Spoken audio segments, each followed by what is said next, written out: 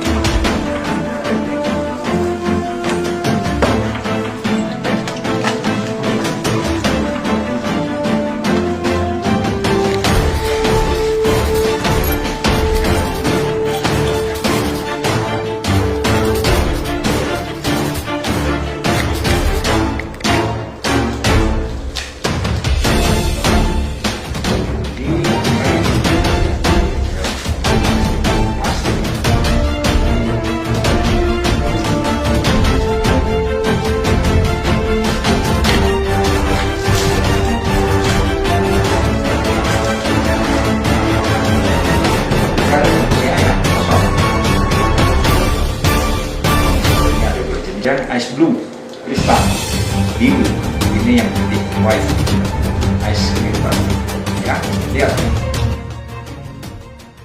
Saya nyatakan bahwa yang kita lakukan itu benar.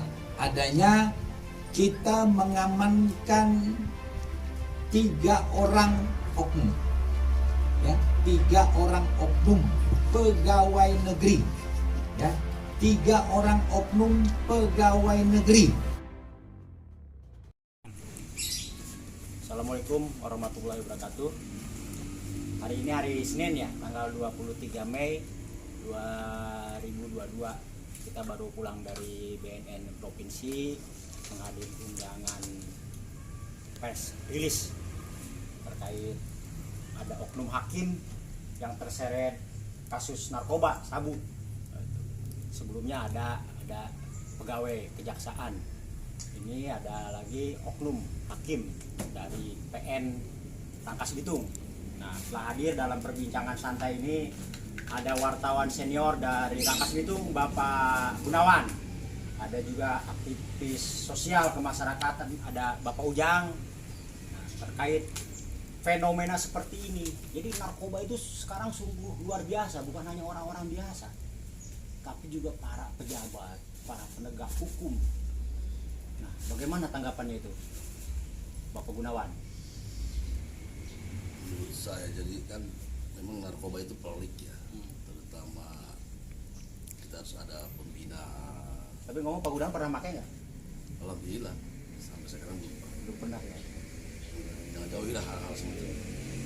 Jadi pada prinsipnya kalau narkoba ini gampang hilang ya, itu jangan sampai ke daerah-daerah.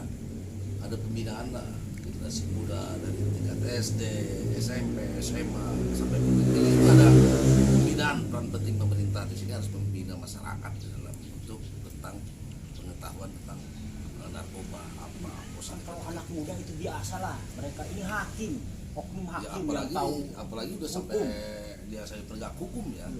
Bagaimana nanti menjalankan sidangnya kalau memang dia pengguna dan pemakai narkoba.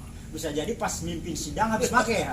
Gimana itu hasil keputusannya kan gitu. Mungkin acak-acakan nanti.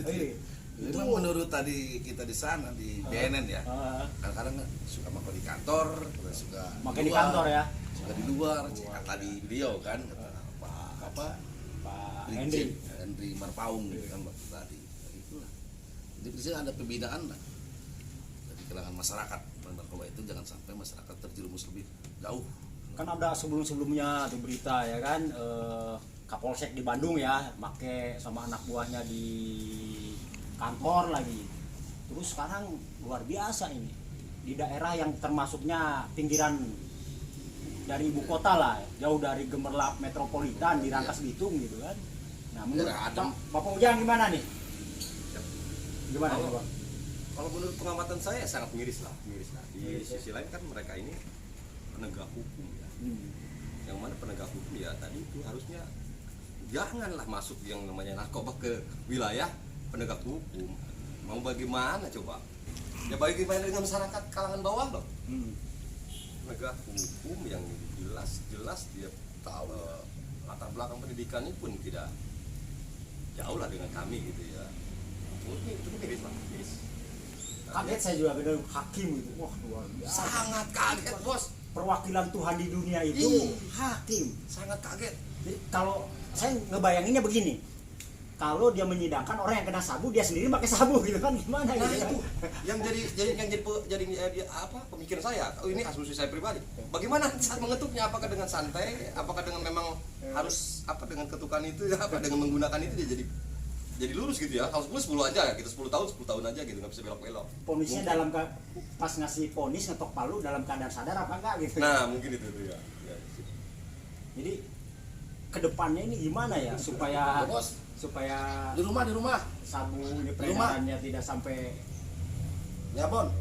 Ya ini mah kepada pimpinan-pimpinannya di kantor terkait ya, dinas terkait seperti PN. Kalau itu kan KY itu kayak gimana KY. pencegahannya gimana Harus sih? melakukan pembinaan lagi seperti apa? Mungkin slogan-slogan walaupun kelihatannya sederhana kayak dekati keluarga, jauhi narkoba, kan itu ya? Ya seperti itulah. Dekati janda, Ais. jauhi narkoba gitu ya.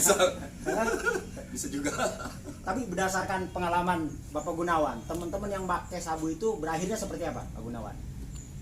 Paling satu dia nggak punya modal, sakit dan meninggal dunia. Udah. Betul. Nah, itu yang sudah dijelaskan sama Pak Gunawan. Saya pun punya teman-teman seperti itu. Kalau tidak rumah tangganya hancur, bercerai, usahanya hancur, bangkrut, karir, anjlok, sakit atau meninggal dunia.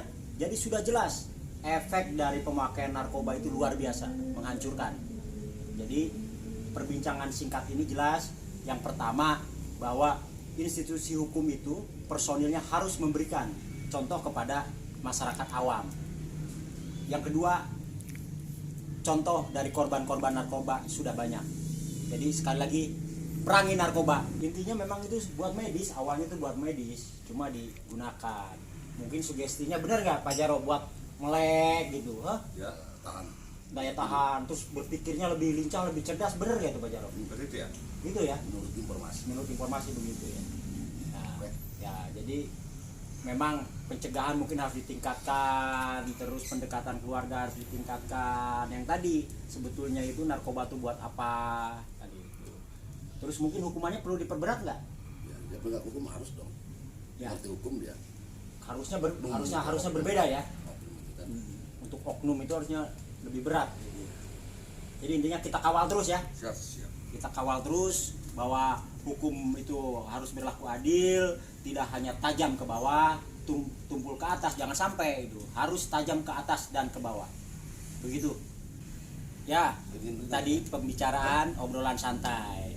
Semoga membawa hikmah, membawa pelajaran untuk kita semua bahwa narkoba itu sudah masuk tidak mengenal status sosial. Iya, berhaspat orang. Begitu. Jauhi narkoba, dekati keluarga. Terima kasih. Oke.